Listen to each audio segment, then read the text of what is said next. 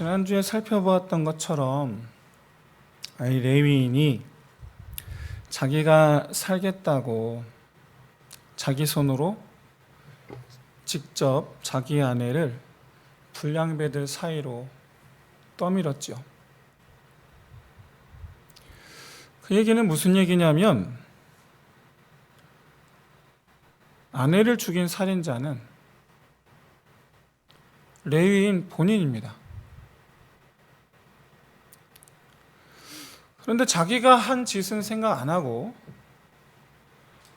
아내를 죽게 만든 베냐민 불량배들에게 복수하겠답시고, 그래서 다 죽이겠다고 이미 죽은 자기 아내의 몸을 자기 손으로 토막내서 이스라엘 11개 지파에게 또 배송을 보냅니다. 만약에 이 시대에 사이코패스라는 개념을 알고 있었다면 이 사건의 내막을 아는 순간 누구나 이 레위인이 사이코패스라는 것을 알아채지 않았을까? 최소한 제가 볼 때에 이 레위인은 사이코패스가 분명하거든요. 많은 분들이 이 사이코패스를 살인마 기질이 있는 사람 이런 정도로 알고 있는데 사실 그렇지는 않습니다. 현대 정신의학계에서도 정확한 진단 평가가 어려울 정도로 그러니까 이제 구조적으로 일반화시킬 뭔가 이렇게 정확한 정의를 내리지 못하고 있죠. 사이코패스란 이런 것이다. 다만 이제 몇 가지 특징을 이제 안내하고 있는데, 일단 먼저 첫 번째, 극단적이다 싶을 정도로 자기중심적입니다. 사이코패스들의 특징이 극단적이다 싶을 정도로 자기중심적이에요. 다른 사람 생각 안 해요. 자기만 알아요. 자기만. 상대적으로 그만큼 타인에 대한 이해, 동정심이 결여되어 있어요. 타인의 거를 이해를 안 해요. 동정심도 별로 없고, 타인의 손가락에 찔린 가시 얼마나 아플까, 그런 거를 그냥 별로 이렇게 공감이 안 되죠.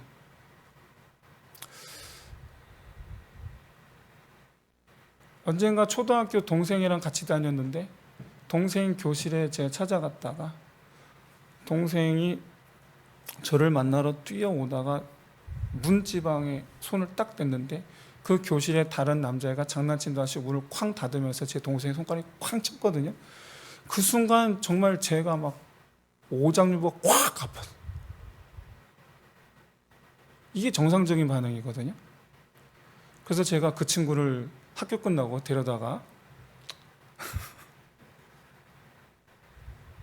이게 정상적인 반응이에요. 제 동생의 고통에 제 오장육부가 확. 근데 사이코패스는 아무렇지도 않아요. 그거 보고 남의 고통에 전혀 공감을 안 해요. 따라서 타인과의 관계에서 발생할 수 있는 죄의식, 그러니까 나 때문에 저 사람이 아플 거야 라는 생각이 일절 없어요. 죄의식이 없어요. 수치심도 없고. 그런데 반대로 타인에 의하여 내가 당한 거에 대한 감정은 과하다 싶을 정도로 본인이 집중합니다. 본인이 과하다 싶을 정도로 집착을 보이고 자기 감정을 해결을 해야 돼요. 이게 사이코패스 특징이에요. 이게 또 이게 이제 신체적으로 이제 신경학적인 결함으로 인해서 이제 도파민의 결함이죠. 그 웬만한 자극에는 별로 이렇게 고통을 못 느껴요, 본인이. 둔감해. 그러다 보니 뭔가 이 자극이 느끼고 싶다 그러면 과한,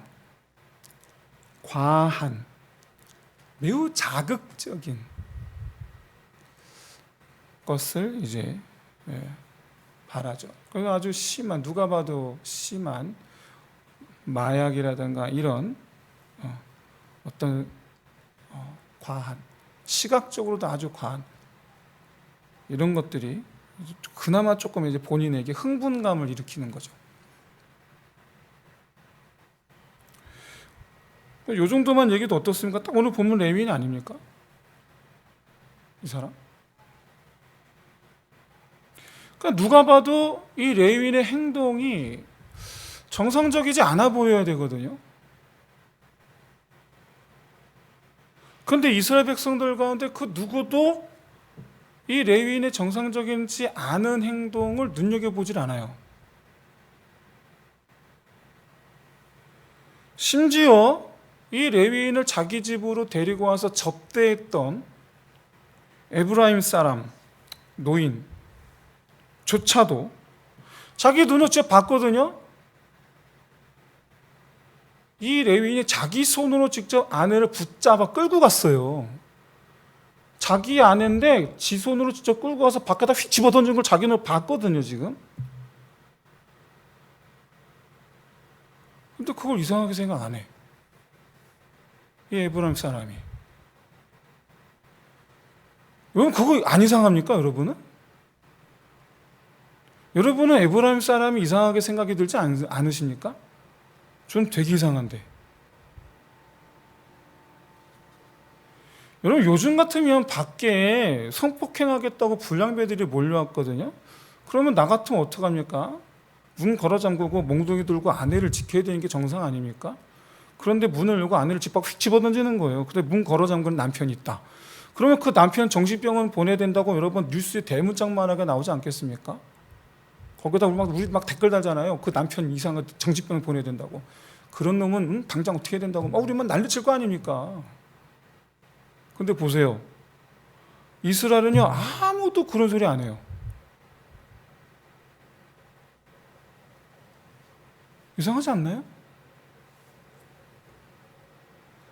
거기다가 혹시 여러분 이 사실 알고 계신가요? 성경에서요, 죽은 자기의 아내의 그 시체를 토막내서 전국에 배송 보내는 사건은 성경 전체에서 여기 이 사람밖에 없어요. 그러니까 이게 무슨 얘기냐면 역사상 희대의 사건, 역사상 희대의 사건. 정말 이상한 일이라는 거예요. 그러니까 이게 진짜 이상한 일이라는 거예요. 아무도 하지 않는 일을 이 사람 했다는 얘기예요. 그런데 모인 40만 명은 아무도 이걸 이상하게 생각 안 해요. 이게 더 이상하지 않습니까? 이게? 레위인이 이상하다고 생각하지 않는 40만 명이 이상하지 않습니까?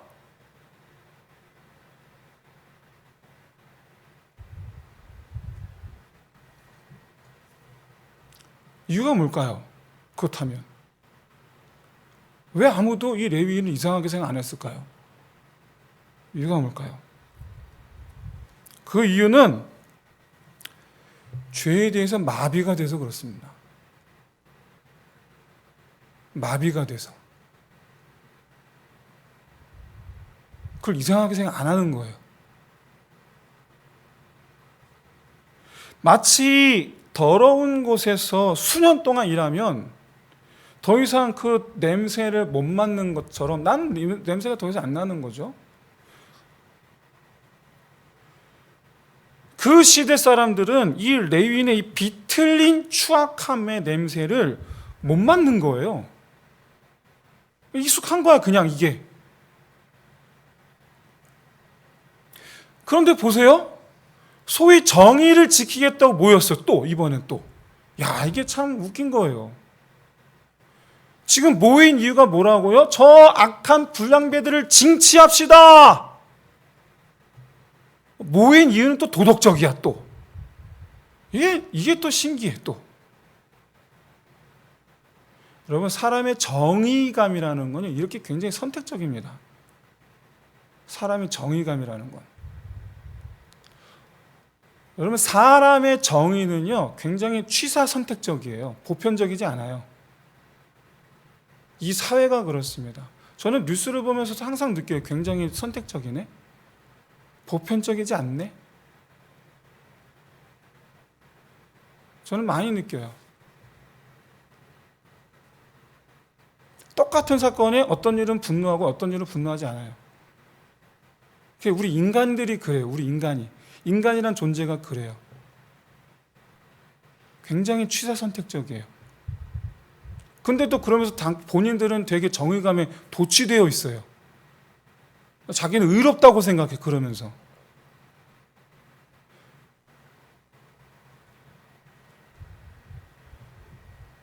오늘 본문에도 정작 추악한, 비열한, 자기 아내를 자기 손으로 죽여놓고 본인은 살인자라고 전혀 생각하지 않는 그런 레위인의 편에 선 자들, 40만 명의 정체예요. 이 사람들이 자기들이 엄밀히면 살인자 편에 선 건데 그걸 본인은 생각을 안 해요.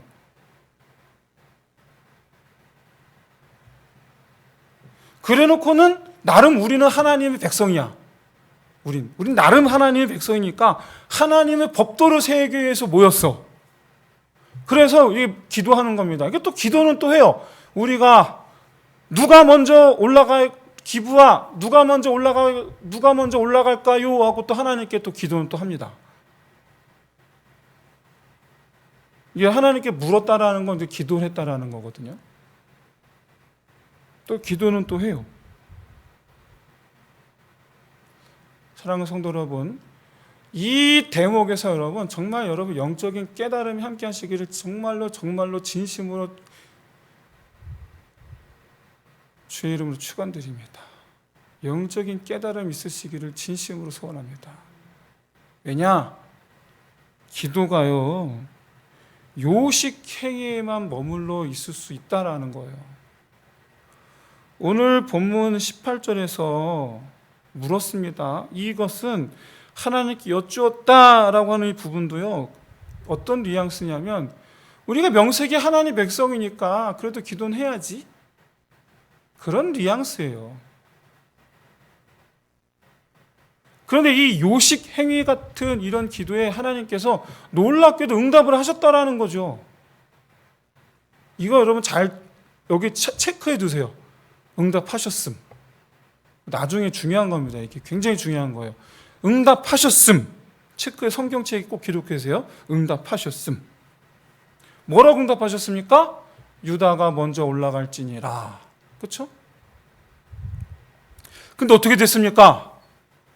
왕창 깨집니다. 베냐민 군대가 총 26,700명이거든요. 40만 명이 몰려갔단 말이에요. 40만 대 26,700명이에요. 붙어 싸웠어요. 그런데 놀랍게도 이스라엘 군대만 40만 명 중 22,000명만 죽었어요. 베냐민은 한 명도 안 죽었어. 이상하잖아요? 하나님께서 유다가 먼저 올라갈지니라 응답하셨단 말이에요. 그러면 이거 이기게 해주신다는 얘기 아닌가요? 근데 아니에요. 이기게 해주신다는 게 아니에요. 아니 그러면 이게 궁금해지죠. 이기게 해주신다는 것도 아닌데 왜 유다가 먼저 올라가라라고 말씀하셨냐라는 거예요. 애시당초 응답을 왜 하셨냐라는 거예요. 우리는 응답 그러면 무조건 오케이인 줄 알고 있는데 놀랍게도요, 누가 먼저 올라가야 됩니까? 라고 물었더니 유다가 먼저 올라가라 라고 대답만 하신 것일 뿐이더라 라는 거. 이게 이기게 해줄게는 아니더라라는 거예요. 이게 무슨 소리냐고요? 여러분, 광야 시대부터 하나님 이스라엘을 탈출시키셨죠? 그 다음부터 하나님께서 이스라엘 12지파를 행군 순서를 정해주십니다. 행군 순서, 진을 정해주시는데 이때 이스라엘의 행군 선두는 항상 유다 지파였어요. 그리고 가나안 땅을 정복할 때 제일 먼저 정복하도록 선두로 나가겠던 지파가 어디 지파입니까? 유다 지파였어요. 왜냐? 유다가 12지파 가운데 장자 지파라서 그래요. 근데 유다는 넷째거든요. 왜 유다가 장자가 됐을까요? 루벤은요, 첫째가 루벤입니다. 그런데 루벤이요, 야곱의 자기 아버지의 첫 빌하가 자기의 서모거든요. 자기의 서모와 간통을 합니다. 그 바람에 장자의 지위를 잃게 됩니다. 그러면 다음에 이제 차자, 둘째, 셋째가 있는데 이 둘째, 셋째 시몬과 레위가 둘째, 셋째예요. 그런데 여동생이 있습니다. 여동생이 세겜이라는 곳에 야곱이 잠깐 머물렀었는데 세겜 성의 성주, 추장이죠. 추장의 아들이 디나에게 반했어요. 근데 디나를 강제로 범합니다. 이 일로 인해서 둘째 오빠, 셋째 오빠가 너무 화가 난 거예요. 그 바람에 어떻게 하면 좋을까 했는데 이 추장의 아들이 너무 디나를 사랑한 거예요. 그래서 나 결혼하고 싶어. 내가 어떻게 하면 좋겠니? 그랬더니 둘째, 셋째 아들이 이때다 싶어서 그럼 니네 할례 받아. 알았어. 그래서 세겜 성에는 근데 너만이 아니라 세겜 성에 있는 모든 남자들이 다 할례 받아야 돼. 그 말 듣고 알았어. 그럼 우리가 받을게. 그래서 세겜 성에 있는 모든 남자들이 할례를 받았습니다. 할례를 했어요. 자, 그럼 움직입니까? 못 움직입니까? 못 움직이잖아요. 그 밤사이 둘째, 셋째가 가서 남자를 다 죽입니다. 근데 문제 세겜성에 있는 사람들이 히위족 속이에요. 이 소식을 들은 세겜성 인근 히위족 속이 난리가 났습니다. 가서 복수하자 들고 일어난 거예요. 졸지에 야곱의 가족이 위기에 빠집니다. 근데 이때 하나님께서 히위족 속에게 임하사 두렵게 만드심으로 야곱의 가족이 다행히 아무 일 없이 도망갑니다. 가족을 위기에 빠뜨린 둘째, 셋째, 너희는 장자 자격이 없어. 그래서 장자 자격을 잃어요.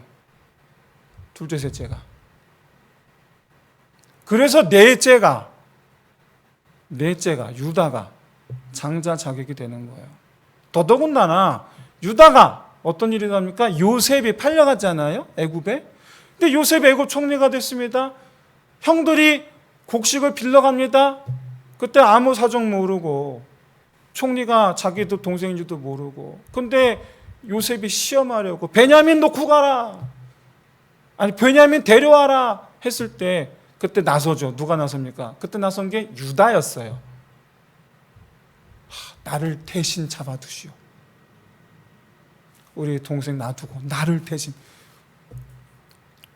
그래서 유다가 형제들을 책임진 사람. 그래서 유다가 장자의 지위를 물려받게 됩니다. 그 뒤로 유다 지파에서 누가 나옵니까? 다윗이 나오죠. 그 다윗의 뒤를 이어 누가 옵니까? 예수님이 오시죠. 돌아와서. 그러니까 지금 이 무슨 얘기냐면 이 전쟁, 이스라엘 지파 전체가 나선 전쟁이에요. 그러면 선두에 당연히 누가 서야 됩니까? 유다가 나서야죠. 이거 하나님께 물을 필요가 없어요. 누가 선두에 나서야 됩니까? 되게 당연한 얘기거든요. 굳이 하나님께 물을 필요가 없어요.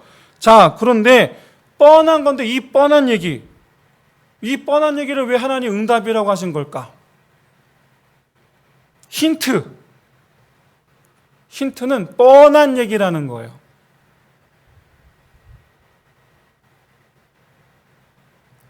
이게 이런 의미인 거예요. 그러니까 이게 이스라엘의 기도와 하나님의 이 응답은 이런 의미인 거예요. 하나님, 누가 먼저 올라갈까요? 그냥 뻔한 걸 뭐하러 물어보니 이렇게 니네 하던 대로 해. 니네 하던 대로 해.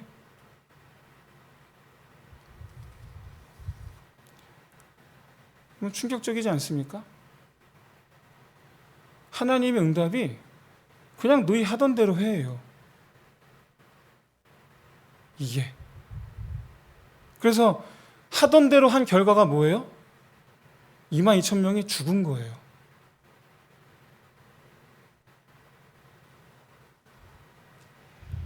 하던 대로 한 결과에 대해서 성경이 그 뒤에 어떤 식으로, 어떤 방식으로 기록을 했냐면 그 뒤에 이스라엘이 하나님과 별다른 교통함이 없이 정말 단순하게 이스라엘이 기브아 성을 둘러쌌다, 그리고 싸웠다, 그리고 22,000명이 죽었다, 이렇게 기록해요. 원서대로라면 정말 드라이하게 기록해요. 이 일련의 기록의 방식에서, 그리고 그 내용에서 우리는 두 가지를 발견하게 됩니다. 하나는 이스라엘이 늘 하던 대로, 그러니까 전쟁할 때 하던 방식대로 익숙하니까, 가나안 정복 익숙하잖아요. 지금 늘 싸우던 방식, 전쟁이 익숙해요. 지금 이스라엘은 하던 대로 하다가 22,000명이 죽었다라는 거고, 또 다른 하나는 이 싸움에 이스라엘과 하나님 사이에는 그 어떤 교통함도 없었다라는 거예요. 다시 말해서 이 전쟁에는 하나님의 지시하심이 전혀 안 보인다. 그리고 이스라엘은 그 누구도 하나님의 지시하심을 바라지 않았다라는 거예요. 바라지 않았어요. 자기들이 하던 대로 했을 뿐이에요. 그냥. 왜요? 이유가 뭘까요? 하나님 없이, 다시 말해서 하나님의 지시 없이 그냥 나 하던 대로 하는 게 익숙하고 편하니까. 그래도 지금까지 아무 문제가 없었으니까. 다시 말씀드려서 하나님 없는 삶이 익숙하고 편하고 아무 문제 없으니까. 오히려 사사건건 하나님의 지시를 기다리고 또 하나님의 지시를 받아 움직이는 것이 얼마나 귀찮고 때로는 얼마나 큰 용기가 필요한지. 용기가 필요하다라는 건 불편한 거거든요. 용기가 필요하다라는 건 되게 불편한 일이에요. 그런 불편한 용기를 발휘하지 않아도 지금까지 우리는 이스라엘, 이 가나안 땅 정복하기 위한 수많은 전쟁과 전투의 경험을 쌓아왔는데, 우린 40만이고 쟤네는 27,000명, 이거 상대가 되겠어요? 가서 그냥 잠깐 밟아주면 될 것 같은데, 문제가 안 될 것 같은데, 이제 싸움하면 이제 이 골이 났는데 하던 대로 하면 되지 불편하게 하나님 지시를 기다릴 필요가 있나? 그래서 하나님도 그렇게 대답하신 거예요. 그럼 니네 하던 대로 해.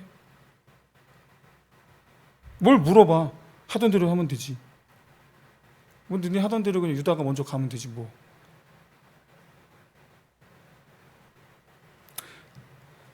사랑하는 성도 여러분, 죄라는 것은 다른 사람에게 뭔가 피해를 입히고 사회에 크든 작든 뭔가 해악을 끼치는 것을 말하는 것이 아닙니다. 그게 죄가 아니에요. 하나님을 벗어버리는 것이 죄예요. 하나님을 벗는 것. 하나님을 거추장스러워하고 하나님을 부담스러워하고 하나님께 아까운 마음이 드는 것이 죄예요. 그래서 하나님을 굴레로 여겨서 벗어나고 싶어하는 것, 결국엔 벗어버리죠. 자유를 찾아서. 어느샌가 죄가 우리에게는 자유로 여겨지죠. 그러나 내가 자유로 여겼던 그것이 사실은 죄라는 것을 여러분 깨달으시기를 진심으로 소원합니다. 어느새 그렇게 이스라엘은, 오늘날 성도들은 자기 소견에 옳은 대로 살기 시작하죠. 자기 소견에 옳은 대로. 그러기서 자기 욕망에 충실하기 시작하고 그러다 보니 어느 순간부터인가 나의 욕망으로 인해 다른 사람이 고통당하는 것에 대해서 무감각해지기 시작하죠. 무감각해져요. 난 단지 나한테 충실했을 뿐이야. 근데 제가 아파. 어쩌라고. 이렇게 되는 거죠. 나하고 뭔 상관이야. 난 단지 나한테 충실했을 뿐인데. 이렇게 되는 거예요. 이게 베냐민 불량배들이 죽은 여인에게 가진 감정이에요. 이게. 그 여자가 죽은 게 우리하고 뭔 상관이야. 실제로 그 불량배들은 레위인의 첩을 죽이려고 한 건 아니었거든요. 불량배들이 볼 때는 여자가 지 혼자 죽은 거지. 그렇게 하다 보니 어느샌가 이스라엘 사람들은 언제부터인가 레위인의 행동을 그 누구도 이상하게 생각하지 않는 거예요. 베냐민 지파 사람들 전부가 베냐민의 불량배들을 이상하게 생각하지 않는 거예요. 각기 자기 편드는 사람들을 이상하게 생각하지 않는 거예요. 베냐민 지파 사람들은 베냐민 불량배들을 이상하게 생각하지 않고 이스라엘 11지파는 레위인을 이상하게 생각하지 않고 그러면서 각자 11지파는 살인자 레위인을 편들고 베냐민 지파는 살인자 베냐민 불량배들을 편들어 서로 싸우고 앉아 있는 거죠.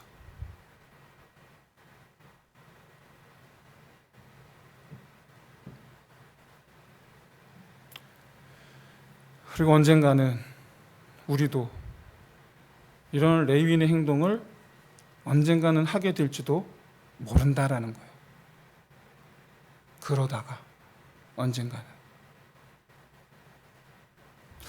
이런 자기 자신의 상태를 안다라는 것은 여러분 정말 어려운 일입니다.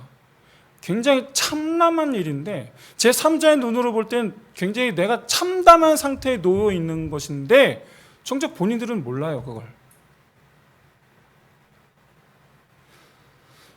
아, 내가 그렇구나 라고 인정하는 것도 뭘 알아야지 인정하는 건데 아는 것 자체가, 깨닫는 것 자체가 어려워요. 아니야 다를까. 이스라엘이 하나님께서 응답하신 건 줄로 알고 갔다가 22,000명이 죽었습니다. 그래서 어떡합니까? 깨달아야 되는데 못 깨닫죠. 자기들의 상태를 알아야 되는데 몰라요 지금. 하나님 분명히 경고하신 거예요. 니들 하던 대로 해. 이 말 들었으면 뜨끔해서 하나님 그렇게 말씀하시면 어떡합니까? 우리 잘못했습니다. 지금까지 우리가 우리 마음대로 해서 죄송합니다 하나님. 우리 이제 잘못했어요. 하나님 말씀하신 대로 할게요. 이래야 되는데 초 타고 가서 갔다가 22,000명이 죽었잖아요. 그럼 좀 정신 차려야 되는데 아니요. 원망하면서 물려요. 원망하면서.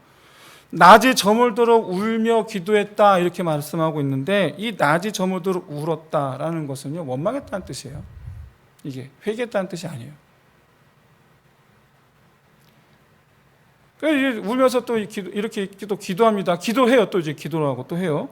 우리가 가서 우리 형제 베냐민과 싸우리까. 말이 조금 바뀌죠. 우리 형제 베냐민과 싸우리까. 그때 하나님 뭐라고 말씀하시냐? 올라가서 치라. 이거 응답하신 것 같지 않습니까? 이 정도면? 느낌이? 그런데 여러분 안타깝게도 이번에도 갔다가 왕창 깨져 돌아옵니다. 이번에는 18,000명이 전사합니다. 22,000명이 죽었고 이번에 18,000명이요. 4만 명 죽었죠. 40만 명 가갖고 4만 명 죽었어요. 와, 왠지 11조가 생각나지 않으세요? 10분의 1이 죽었어요. 뭔가 잘못됐죠. 잘못해도 지금 뭔가 한참 잘못했어요. 이번에 이게 무슨 의미인가 이게 이번에는? 이 응답은 도대체 무슨 의미인가요? 여러분 똑같아요. 앞에랑 똑같아 이거. 뭘 또 물어봐. 니네 지금 싸우러 온 거잖아. 너희가 여기 싸우러 올 때 너희가 말하는 대로 너희 형제랑 싸우러 올 때 나한테 물어보고 왔니? 안 물어보고 왔잖아. 어차피 너희는 너희 형제 베냐민하고 싸우러 온 건데 그걸 뭐 너한테 물어봐. 너희 싸우러 왔으니까 너희 하려던 대로 해. 그 얘기예요. 너희 원래 하려던 대로 해. 그 얘기예요. 올라갈지니라. 원래 싸우려고 왔잖아. 그러니까 너희 하려던 대로 해. 그 얘기예요.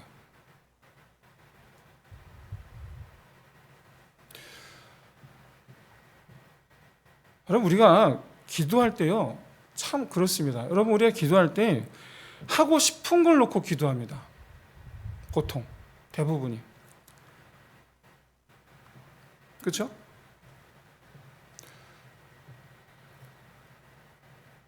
장사를 하고 싶다. 그럼 뭐 할까? 그럼 이제 한참 생각하다가 본인이 내가 좀 옷 장사를 하고 싶어. 그럼 이제 옷 장사 하고 싶은 걸 놓고 기도를 합니다. 어디에 개업을 할까? 저 위치를 놓고 이제 기도를 합니다. 자, 그 뜻은 뭐냐면 나 옷 장사 하게 해주세요라는 뜻이고 그 위치에 하게 해주세요라는 뜻이거든요. 그게. 그걸 어떻게 하는지 아십니까? 하나님께서 허락하셨다고 얘기를 해요. 보통은. 그러니까 내가 하고 싶은 걸 놓고 기도하고는 응답받았다고 하면서 해요. 결국에는. 되게 신기하지 않습니까? 근데 그렇게 해서 시작해놓고 잘 안 되면 이제 하나님께 와서 좀 때를 쓰는 거죠. 하나님이 하라고 허락하셨잖아요. 근데 왜 이렇게 힘들고 어렵게 하시는 거예요? 라고 해요. 다 오늘 본문하고 똑같아요. 하나님 이렇게 말씀, 너가 하고 싶었잖아. 네가 하던 대로 해. 나는 그렇게 얘기했을 뿐이야. 라는 거예요.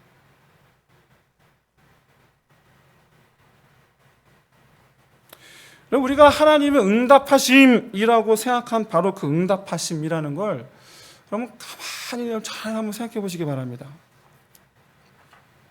오늘 본문에 이런 의미였을 수 있어요. 어차피 너 하려고 했잖아. 너 뭐하러 나한테 물어봐. 그냥 너 하고 싶은 대로 하면 되지. 내가 아니라고 하면 안 할 거야? 나한테 결정권을 맡길 거야? 그것도 아니면서 뭘 나한테 물어봐. 이미 일을 버렸으면 그냥 너 하던 대로 해.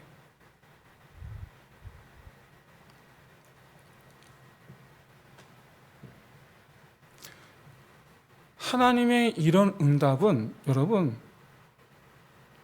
이런 의미가 담겨 있다는 걸 여러분 깨달으셔야 돼요. 어떤 의미냐?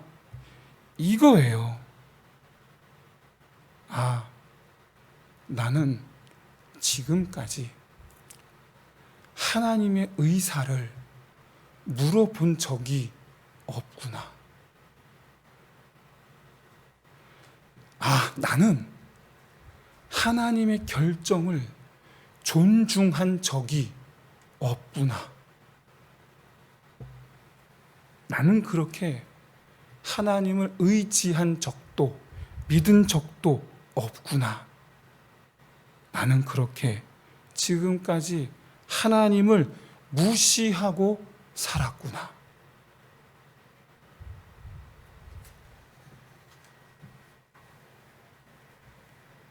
왜냐?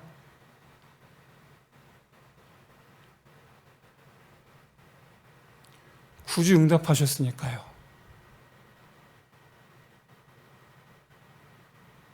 만약에 말이에요. 하나님이 굳이 이런 응답을 안 하셔도 되는 거 아닙니까? 입을 꾹 다무시면 되는 거 아닙니까? 그냥 이러고 그냥 아무 응답도 안 하시면 되는 거 아닙니까? 근데 굳이 응답을 하신다라는 거예요. 굳이. 그냥 너 하던 대로 해. 예를 들어 이런 겁니다. 우리가 아들, 딸을 키우고 있습니다. 아들, 딸하고 내가 지금 별로 관계가 안 좋아요. 내가 근데 정말 아들, 딸 정말 화가 났으면 아이들 뭐라든 말든 대꾸도 안 하고 나 방 확 들어가 버릴 겁니다. 정말로 미워버리면. 정말로 믿고 싫으면 상대도 안 할 겁니다.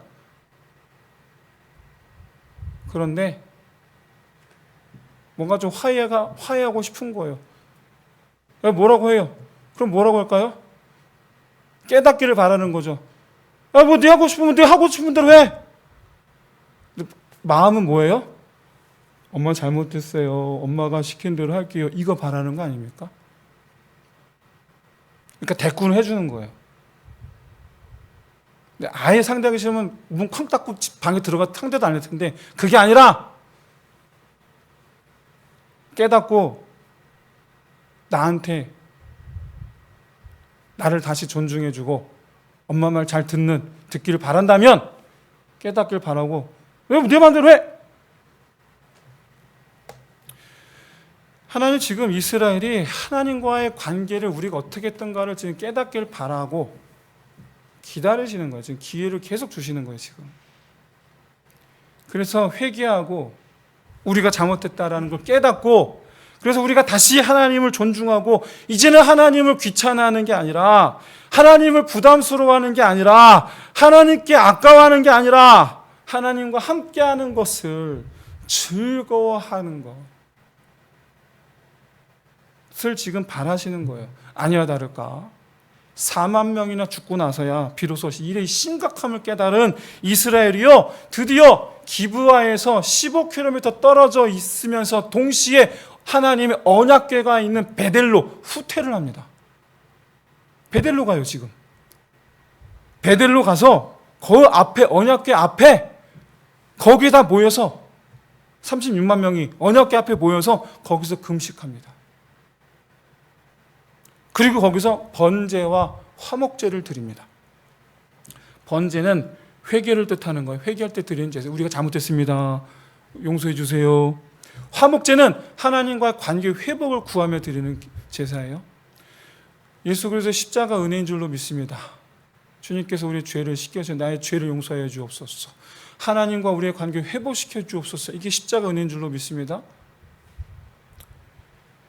그러니까 이 제사는 베냐민 때문에 드리는 제사가 아니에요. 자기들 때문에 드리는 제사예요. 이 제사는 이런 의미가 이런 거예요. 주여 우리가 여호와 하나님을 무시하였나이다. 만군의 여호와 하나님의 주 되심을 우리가 잊었나이다. 우리를 용서하여 주옵소서. 우리가 이제 주께 귀를 기울이겠나이다. 주님께서도 우리에게 귀를 기울여 주옵소서. 그렇게 우리가 이제 주님과 함께 하겠나이다. 그런 의미예요, 이게. 결론이죠.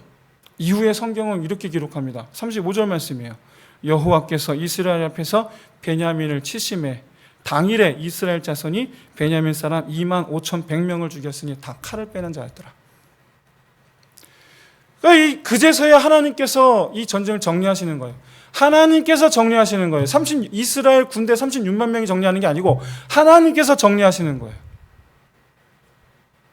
사랑하는 성도 여러분, 죄는요, 죄를 둔감하게 합니다. 이 시간 우리 자신을 한번 돌아보십시오. 우리는 과연 나 자신의 죄된 모습의 어느 정도, 죄된 모습의 정도를 얼마나 알고 있습니까? 만약 알게 되었다면 혹시 인정은 하십니까?